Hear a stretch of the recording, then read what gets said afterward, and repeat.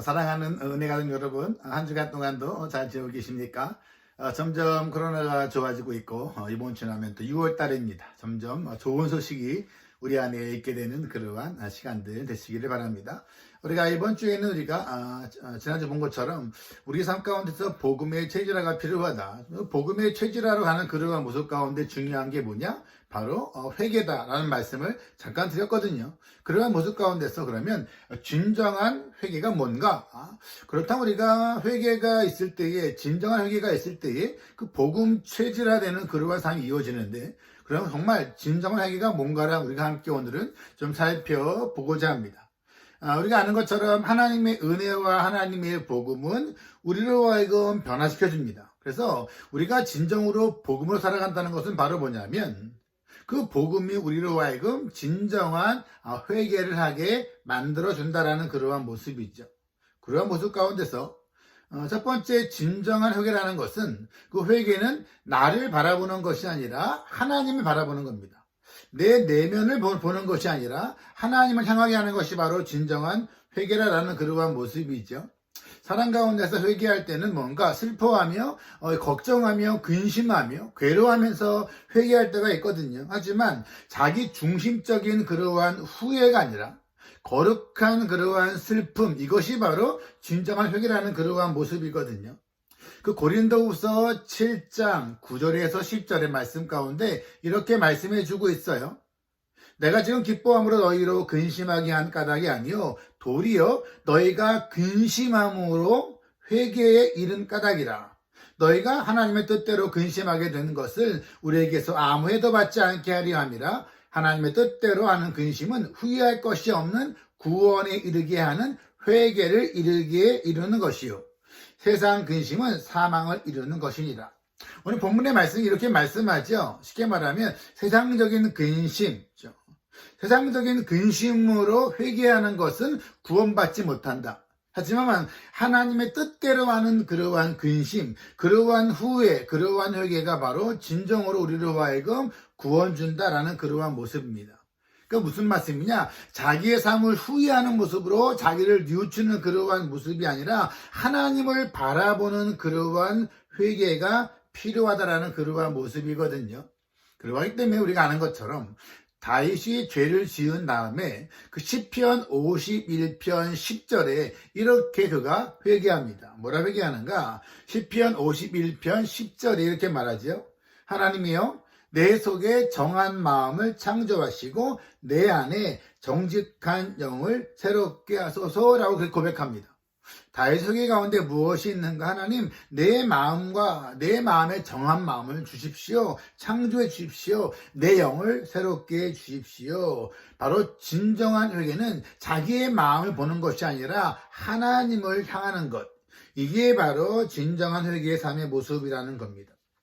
그럴 때 우리들은 왜 하나님 바라보는 게 필요한가? 우리가 하나님을 바라봤을 때에서야 우리는 죄의 형벌, 또한 죄의 능력으로부터 내가 구원받을 수 있구나, 그러한 모습이 바로 진정한 회개라는 것이 그 회개라는 사실이거든요.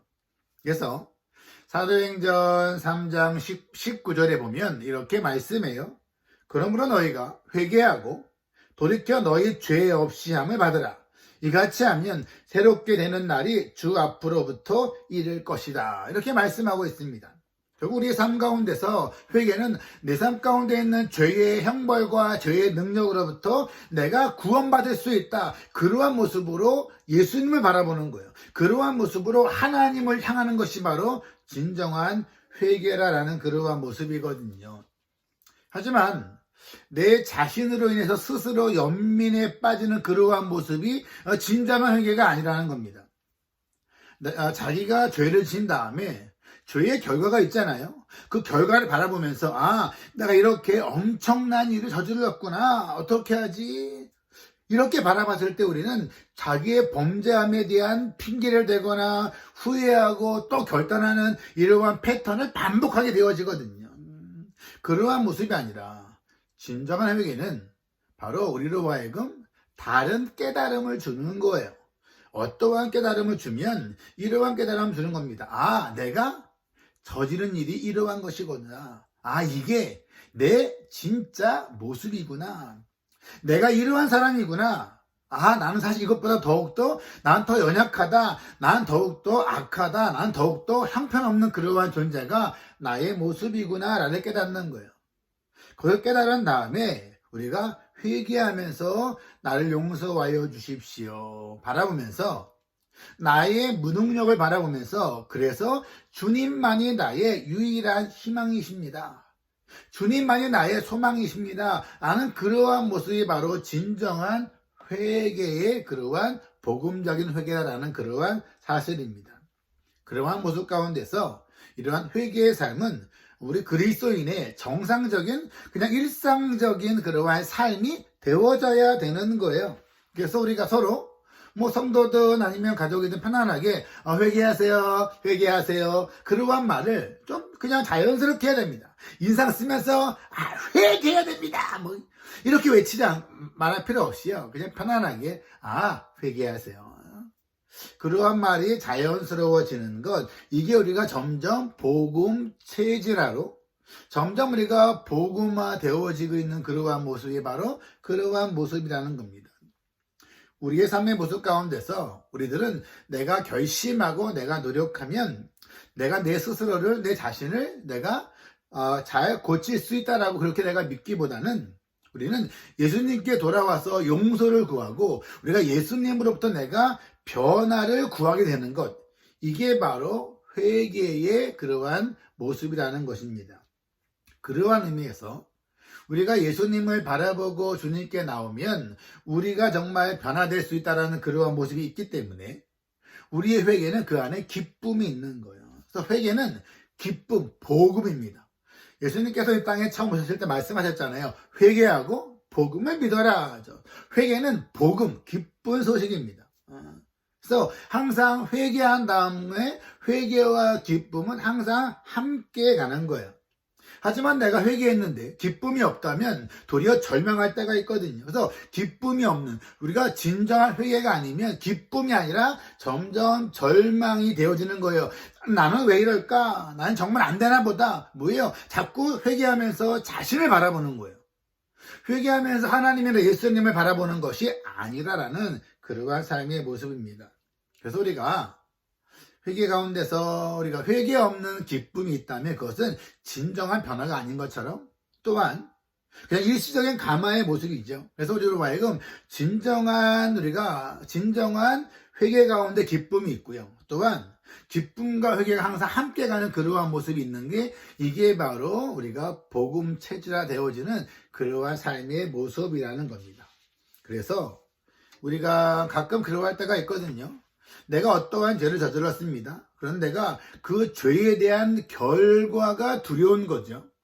혼날 게 두렵거나 벌이 두렵거나 내가 이렇게 죄를 졌구나, 어떤 일이 벌어졌을까, 그 결과가 닥칠 것을 두려워하면서 회개하는 것은, 그것은 바로 뭐냐면 진정한 회개가 아닌 겁니다. 왜냐하면 우리가 어떠한 죄의 결과가 두려워서 회개하는 것은 우리는 죄를 우리가 미워하는 것이 아니라 자신을 불쌍하기 때문에 우리가 회개하는 거예요. 그렇기 때문에 우리가 여러분 진정한 회개가 아니라 두려워서 회개할 때는 자기 연민에 빠질 때가 있습니다. 나에게 이러한 어려움, 괴로움, 고통, 고난, 이러한 일이 오면 안 되는데 자기의 연민에 빠져서 회개하게 된다는 그러한 모습이거든요. 그래서 이럴 수 있잖아요. 나의 삶과 가정이나 자녀들에게 안 좋은 일이 벌어지면 안 되지 하고 회개하는 거예요. 이것은 일반 종교의 그러한 회개라는 겁니다. 그래서 우리로 하여금 우리가 두려워서 회개하게 되면 우리가 그 죄 자체를 미워해야 되는데 죄 자체를 미워하는 것이 아니에요. 죄를 미워하는 것뿐만 아니라 죄에 대한 능력과 유혹에 대한 그 힘도 우리 안에서 사라지지 않습니다. 도리 우리는 뭐냐면 죄를 억제하는 그러한 법만 배우는 것뿐입니다. 우리가 죄를 회개한다는 건 바로 뭐냐면 우리의 죄 때문에 하나님께서 얼마나 희생적인 사랑을 베풀어 주셨는가를 우리가 깨닫는 거예요. 우리는 그러했을 때에 우리의 죄로 말미암아 하나님께서 얼마나 큰 희생을 치렀는가 알았을 때에 우리가 회개한 다음에는 자기를 미워하는 것이 아니라 바로 뭐예요? 죄를 미워하는 거예요. 아, 하나님께서 나를 이토록 사랑하시려고 희생하셨구나. 그러한 모습 가운데서 자기를 미워하는 것이 아니라 자기 연민에 빠지는 것이 아니라 바로 죄를 미워하는 거예요. 우리가 사실은 그래서 우리가 진정한 회개가 왜 중요하냐면 이 진정한 회개 가운데 있었을 때에서야 우리들은 하나님의 무조건적인 사랑을 가장 확신할 수 있는 것, 이게 바로 회개하는 그 순간이라는 그러한 사실입니다. 우리가 아는 것처럼 두려워서 회개하면 자신을 미워하게 됩니다. 나는 왜 이럴까? 나는 왜 이러한 존재일까? 왜 이것밖에 안 될까? 자신을 미워하는 거. 하지만 하나님의 그 무조건적인 사랑에 힘입어서 하나님을 바라보며 회개하면 우리들은 뭐예요? 죄를 미워하는 겁니다. 아, 이 죄가 나를 이렇게 망가뜨리는구나. 이 죄가 나로 하여금 이렇게 무너지게 하는구나 하고 죄를 미워하는 거예요. 그래서 진정한 회개는 죄를 미워하게 합니다. 또한 하나님의 무조건적인 사랑을 확실하게 만들죠. 그래서 진정한 회개는 그 가운데 뭐예요? 기쁨이 있는 겁니다. 기쁨이 있습니다. 그래서 우리의 삶들의 모습 가운데서 우리들은 항상 뭔가를 어떠한 결과 안 좋은 일이 벌어졌을까? 어떠한 형벌을 받을까? 우리가 이렇게 해서 두려워서 회개하는 그러한 삶의 모습이 아니고요. 우리들은 하나님의 무조건 사랑을 확신하며 아, 나는 이러한 존재구나. 난 이렇게 능력이 없구나. 난 이렇게 무능한 거구나. 그래서 나는 주님을 내가 필요하구나. 주님만 의지하겠구나. 내가 주님께 가면 주님이 나를 용서해 주시고 나의 삶을 변화시켜 주시는구나. 그러한 마음으로 회개했을 때에 우리가 죄를 회개한 다음에도 자신을 미워하는 것이 아니라 바로 뭐예요? 죄를 미워하는 겁니다. 또한 우리가 그러한 모습 가운데서 진정한 회개는 우리가 죄를 졌을 때에 어떠한 죄의 행위를 우리가 회개하는 것뿐만 아니라 우리가 회개하겠지만 회개뿐만 아니라 바로 뭐예요? 죄의 상태를 회개하는 거예요. 그러한 모습 가운데서 내가 이러한 죄를 짓게 되는 나의 상태가 뭔가 자기의 상태를 회개하는 것, 이게 바로 진정한 회개라는 그러한 사실입니다. 그래서 그러한 의미에서 회개는 그냥 가끔씩 하는 그러한 회개가 아니고요. 그냥 삶의 방식이어야 돼요. 라이프 스타일이어야 한다라는 그러한 거죠. 그래서 회개가 생활화가 되면 우리는 점점 그 복음적인 삶, 그 복음의 체질화가 점점 되어지는 것입니다. 그래서 우리가 죄책감이 들 때마다, 찔릴 때마다, 걱정할 때마다, 우리가 죄의 형벌을 무서워할 때마다 우리가 회개하는 것이 아니라 회개는 그냥 일상적으로 지속되어지고 일상적이 되어져야 되는 거예요. 요한계시록 보면 요한계시록 3장 19절에 이렇게 말씀하세요. 무릇 내가 사랑하는 자를 책망하여 징계하노니 그러므로 내가 열심을 내라 회개하라 이렇게 말씀하시는 거예요. 쉽게 말하면 우리에게 회개하라고 하는 것은 바로 뭐냐면 하나님 우리를 사랑하신다는 거예요. 우리를 변화시켜 주신다는 것이거든요. 우리를 용서해 주신다는 겁니다. 그러하기 때문에 주님 말씀이에요. 열심을 내라. 쉽게 말하면 열심을 내서 회개하라. 회개의 삶이 일상화 되어졌을 때에 우리는 계속적으로 하나님의 무조건 사랑을 경험하는 것이고 우리의 약함을 경험하는 것이고 하나님의 능력을 의지하는 겁니다. 그러한 모습 가운데 우리가 언제 정말 이러한 진정한 회개하는가? 우리들은 스스로가 아니라 하나님께 범죄했음을 인정하는 거예요. 하나님께서 나의 죄 때문에 죽으셨습니다. 나는 하나님께 범죄했습니다. 이게 바로 진정한 회개입니다. 또한 우리가 거짓된 회개 있잖아요. 자기 중심적으로 자기의 삶을 후회하는 거죠. 나한테 안 좋은 일이 벌어졌으니까 후회하는 것. 탄식하는 것, 그러한 것이 아니라 바로 하나님을 바라보게 하는 것, 이게 바로 진정한 회개라는 것입니다. 또 아까 말씀드린 것처럼 우리들은 죄의 어떠한 행위뿐만 아니라 죄를 짓게 만드는 동기를 가려놓고 회개하는 겁니다. 이렇게 말할 수 있잖아요. 어떠한 사람한테 저한테 말할 때에 목사님 왜 이렇게 설교를 못하세요? 이렇게 말하면 화가 안 나는데 목사님 왜 이렇게 못생겼어? 이렇게 말하면 화가 난단 말이죠. 그렇다면 이렇죠. 나는 왜 이런 말을 들으면 화가 날까? 내가 이렇게 화가 나거나 죄를 짓는 나의 동기는 무엇일까? 그 동기를 가려내고 회개하는 것이 바로 진정한 회개입니다.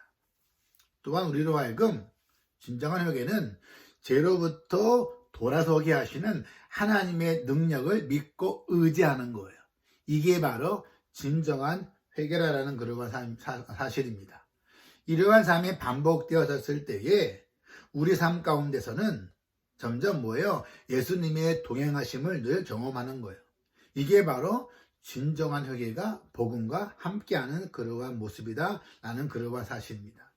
우리가 늘 살아가면서 겉으로 지은 것뿐만 아니라 한 주간의 모습 가운데도 진정한 회개 가운데에 하나님의 은혜와 인도하심과 하나님의 사랑을 더 확신하는 그러한 삶이 우리 가운데 되어지길 원합니다.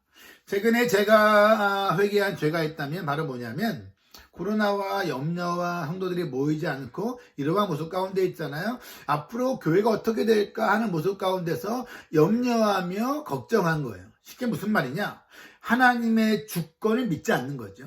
하나님의 주권, 교회의 주인 하나님이셔. 나는 하나님의 주권을 믿지 않고 염려하고 걱정했던 것을 회개했습니다. 이게 바로 우리로 하여금 자신을 바라보는 것이 아니라 하나님을 바라보게 만드는 진정한 회개의 삶입니다. 우리가 어려움과 괴로움 가운데 있어도 이러한 진정한 회개 가운데 주님과 동행하시는 그러한 삶이 되어주시고요. 그러한 모습 가운데 우리가 두렵고 괴로워서가 아니라 우리로 하여금 회개 가운데 기쁨을 경험하고 하나님의 무조건적인 사랑을 확신하는 모습 가운데에 우리의 모든 우리는 나를 미워하는 것이 아니라 죄를 미워하고 주님과 동행하는 그러한 은혜 가족들 되어지시기를 바랍니다. 한 주간도 이러한 회개의 삶 가운데 기쁨과 은혜가 넘치는 그러한 삶 되시기를 바랍니다. 축복합니다.